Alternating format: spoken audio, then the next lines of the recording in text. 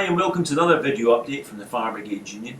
We're here at the Union's headquarters in London and we're joined by the General Secretary Matt Rack. Matt, we're here to discuss the vital issue of firefighter pensions and indeed the legal challenge that the Union is currently running. Now this goes back to the new scheme and the transitional protection that firefighters were given as they admitted to it, and the Union's running quite a detailed legal case. Can you give us just a brief recap on the issues and indeed give us the update that we've now received? Yeah, okay, Tam. Yeah, thanks. It is an important issue. Obviously, this is about people who not covered by the or not covered fully by the protection arrangements that the government brought in when they introduced the new imposed scheme in April 2015. We've identified a case. It's taken a lot of time, a lot of effort, but we've identified a case which is based upon discrimination, arguing that their protection arrangements discriminate on basis of age, race and sex. So we are aware that first of all that there is another case, a similar case relating to judges, not judges here in our case, but the judges' pension scheme themselves. They have a case as well. And ours is slightly behind that in terms of the court hearings. So we have a case management conference in January of next year, 20th of January, so it's proceeding, but it means that the likely hearing wouldn't be until November 2016, which means that the likely outcome would not be until the earliest spring 2017. So it's going to be early 2017 before we get a likely decision. So on the basis of that, it's important to note that the Executive Council discussed and then reported to our conference in Blackpool that for that period there would be no industrial action called in relation to this dispute while the legal case was pursued. Interestingly, the government in their response have acknowledged that there is discrimination on age grounds and that black members and women members are also disproportionately affected, but they argue that that is legally justifiable. So the legal argument is going to be around those areas.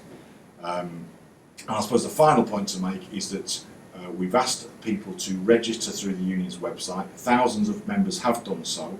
What we're going to do is reopen that application process after Christmas so that members who may have missed that application can do so. So I would urge people to tell your colleagues, tell your workmates, or apply yourself if you haven't done so. That'll reopen after Christmas and it will make sure that people are involved in that legal case. Now, Matt, just to be clear, because firefighters have previously taken considerable periods of strike action in regard to pensions, because the legal case is on and running for this length of time, just to be clear, there will be no strikes for that period on this issue? Yeah, that's the decision the Executive Council has taken and reported to conference in Blackpool. That it's obviously a very important legal case, and the union's view is that that is the emphasis of the campaign at this stage. Well, Matt, talking about important legal cases, the union has previously won a huge legal victory in regard to commutation payments, and that's for firefighters who'd previously retired. We've also got some more good news, but this is in regard to the issue of 18 to 20 in the pension scheme. Can you just give us a brief description of what that is, and then give us the good news? Yeah, and just it is worth re-emphasising, we won a great result in relation to commutation for retired firefighters and, by the way, for retired police officers. Hundreds of millions of pounds we won, and a lot of people are getting big payouts on that from a case that the Fire Brigade Union ran. This relates to a long-standing gripe that many people have relating to the 1992 scheme, and that is that because it was a 30-year scheme, i.e. you accrued a maximum pension was 30 years, but some people joined, you couldn't retire till 50, but some people joined before 20, so in theory people might have had to do 32 years to get a 30-year pension. So it's what's been called the 18 to 20. So people who join between the age of 18 and the age of 20, they're the people who are affected whenever they join between those two ages. The case was scheduled to be heard early December, and at the last minute the Secretary of State on behalf of the government has conceded the case, which means we've won what we've been seeking to win. And that means that people will be either get a refund with interest, or they will get a pensions holiday, people who are still in service at the present time. So we'll explain that in a lot more detail on the circular, but it is very good news for those people affected. Matt, these are clearly significant victories, and we've seen them getting widely reported before. But just to be clear, these are victories run and won by the Fire Brigade Union. Absolutely, these are part of our legal services that we provide, the contribution that our members make, the thinking that we do, you know, of which cases we should take up, which cases affect members.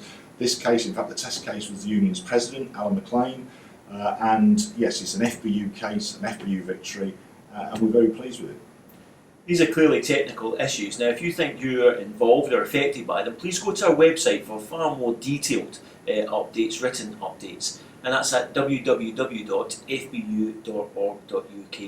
For more immediate updates, you can follow us on Twitter, that's at FBU National, and don't forget we've also now got a Facebook page, and that is quite simply the Fire Brigade Union. But once again, until next time, Matt, thanks very much indeed. Thanks, Tom.